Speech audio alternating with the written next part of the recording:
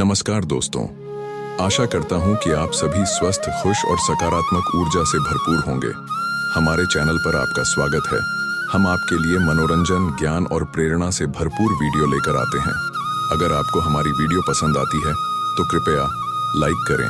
आपका एक लाइक हमें बेहतर बनाने की ताकत देता है। शेयर करें, अपने दोस्तों और परिवार के साथ वीडियो साझा करें ताकि वे भी इसका आनंद ले सकें।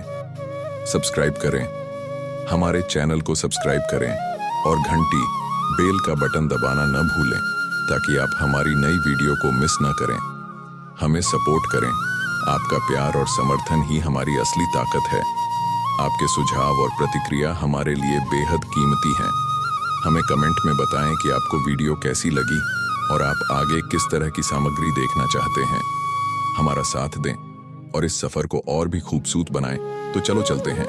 हम आज की अपनी कहानी रहस्यमय झील और तारे भरा आकाश। चांदनी रात थी। आकाश तारों से भरा हुआ था और उनकी चमक झील के जल पर प्रतिबिंबित हो रही थी।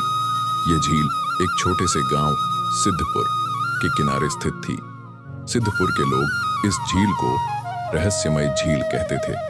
इसके रहस्य की कहानियां पीढ़ियों से सुनाई जाती थीं, लेकिन कोई भी उस रहस्य को सुलझा नहीं पाया था।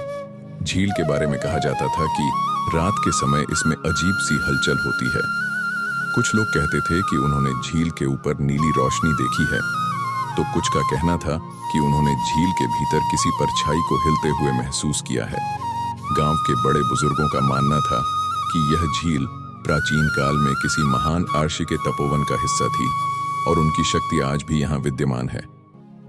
झील के रहस्य की शुरुआत गांव का एक युवा लड़का आर्यन, जो हमेशा नई चीजों को जानने की जिज्ञासा रखता था, इस झील के रहस्य को जानने के लिए उत्सुक था। आर्यन बचपन से ही इस झील की कहानियां सुनता आया था। उसे विश्वास था कि इन कहानियों में कुछ सच्चाई है। एक दिन आर्यन ने अपने दोस्तों सिया और करण के साथ झील की सच्चाई का पता लगाने का निर्णय लिया।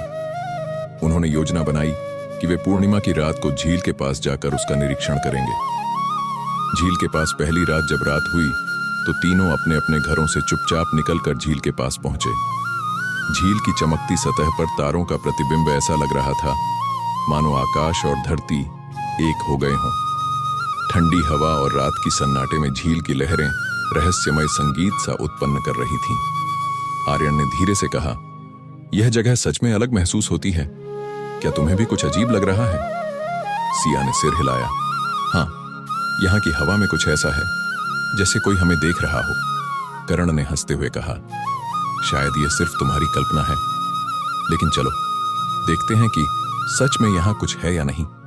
वे तीनों झील के किनारे बैठकर प्रतीक्षा करने लगे। आधी रात होते होते झील के बीच से हल्की नीली रोशनी उठने लगी।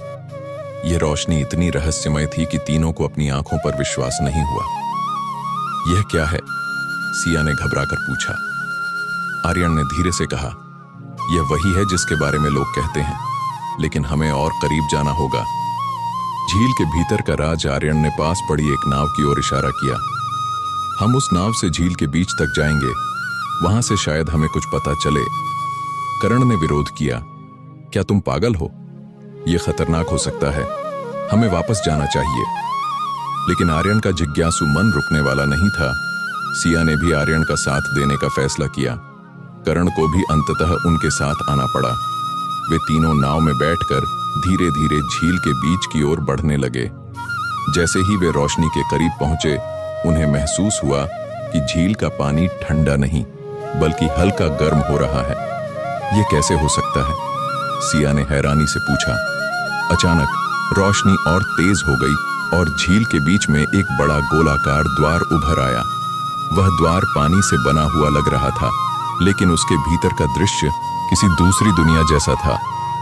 दूसरी दुनिया का प्रवेश। आर्यन ने कहा, यह कोई साधारण झील नहीं है, यह एक द्वार है किसी दूसरी जगह का। करण ने घबराकर कहा, हमें यहां से वापस जाना चाहिए, यह हमारे बस की बात नहीं है। लेकिन आर्यन ने उसकी बात अनसुनी कर दी। उसने नाव को उस द्वार की ओर बढ़ाया। जैसे ही नाव द्वार के पास पहुंची, तीनों ने अचानक महसूस किया कि उन्हें किसी अदृश्य शक्ति ने अपनी ओर खींच लिया।